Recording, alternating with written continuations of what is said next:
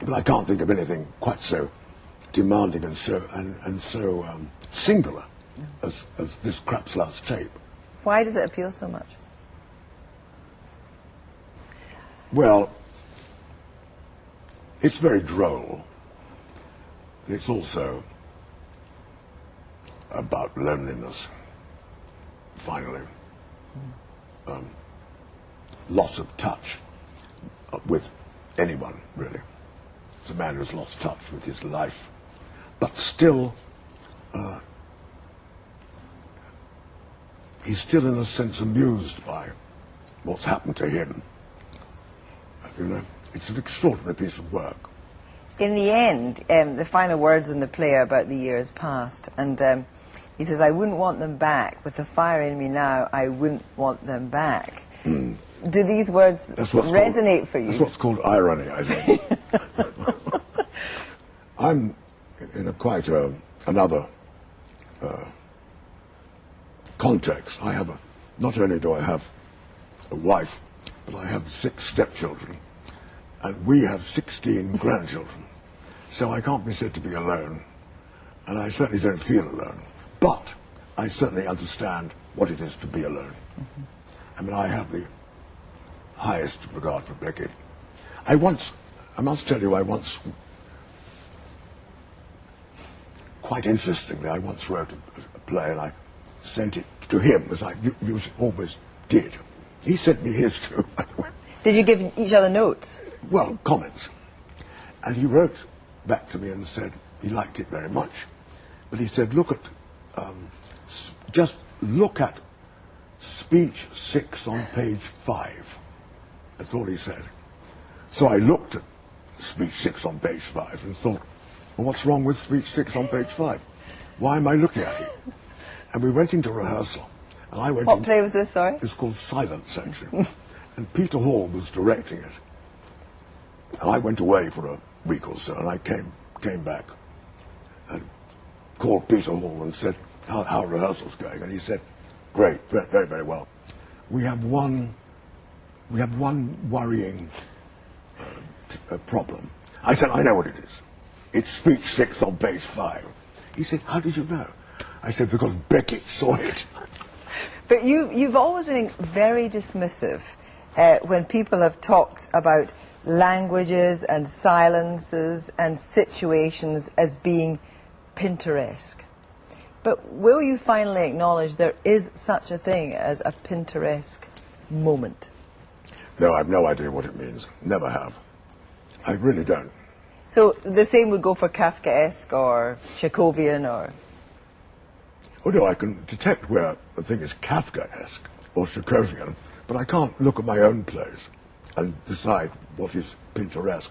I have to tell you, I once had a production of the birthday party in Paris some years ago. I realized during the course of the play that they'd made a number of cuts in the text. Nothing I could do about it. The play was going on. So I said to the director afterwards, you've made cuts, made 3 or 4 big cuts. Why did you do that? And he said, Monsieur Pinter, the thing is, you see, you are so imitated in France and in Europe that it's sometimes they imitate you, and your play, sometimes it appears you are imitating yourself. I said, will you restore that text, please? And they did. Okay. Do you recognize other people can recognize in your plays things that are particularly of your hand, your pen? Well, it seems to be the case, I have to admit. That does seem to be the case. I recognize that. But I can't define it myself. I can't define what it is that they're actually recognizing. You use the term menace and so on. Well, I think I have no explanation of any of that, really. What I write is what I write. Is there anything you regret? I mean, is it possible to say you regret neither finishing, perhaps, nor concerning yourself with at a particular time?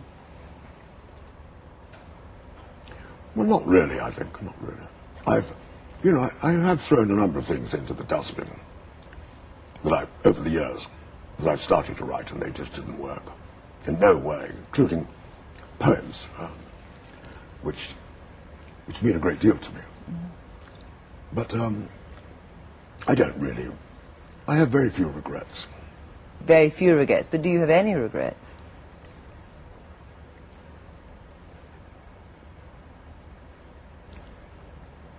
I don't have any regrets about my work.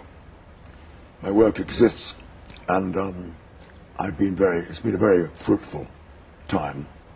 I've actually written about 20 screenplays, 17 of which, this I happen to know, were actually filmed with no change in the script at all, which I think is pretty unusual, actually. So I'm quite proud of that, and my career in films. And I couldn't have had a more enjoyable life in the theatre. I love working with actors, always have, and I've also directed about 20 plays as far as I can recall. So I've enjoyed all that very, very much. You have, of course, written a new piece. This is two people on a mobile phone. Yeah. What was the image that sparked apart from that? With two images. One is the fact that I detest mobile phones.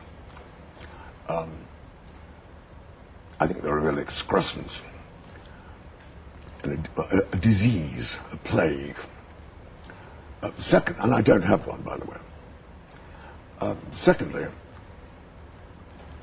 I find there's a thing in life where people continually say to another person, "How are you?" "I'm very well, how are you?" And I find it really tedious. Because it's what they're not saying. Well, precisely. Very Pinteresque. It's not Pinterest. It's common. Banal. You know, yes, it's banal.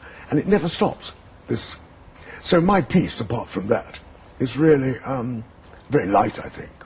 But I do believe, nevertheless, that it's a way of avoiding any conceivable issue by simply dealing in banal cliches. And I find it pretty tiresome myself. It may be one small piece, but it would suggest that Harold Pinter is still writing. Well, that is true. I might write something tomorrow, who knows? Harold Pinter, thank you very much. Thank you. Newsnight Review will be back next Friday at 11 o'clock, and Jeremy will be here with Newsnight on Monday. For more details and useful links for both programmes, visit bbc.co.uk/Newsnight Review. Until then, from Gavin and me and all the team, have a good weekend. We leave you with Harold Pinter and Rupert Graves reading Apart From That. Good night. How are you? Very well. And you? Are you well? I'm terribly well. How about you? Really well. I'm really well. I'm so glad. Apart from, you know. I know. Apart from, you know. I do know. But apart from that... How about you?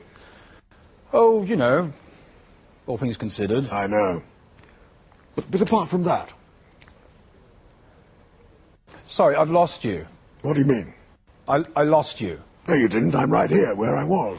Anyway, where were we? Sorry? I mean, apart from all that, how are you, really? Terribly well. Well, you certainly sound well. I am. Apart from, you know. Yes, I know. But you're well, anyway. I'm wonderfully well, to be honest. I'm really glad. Apart from, you know. But apart from that... What? Apart from that, how are you really? Apart from that...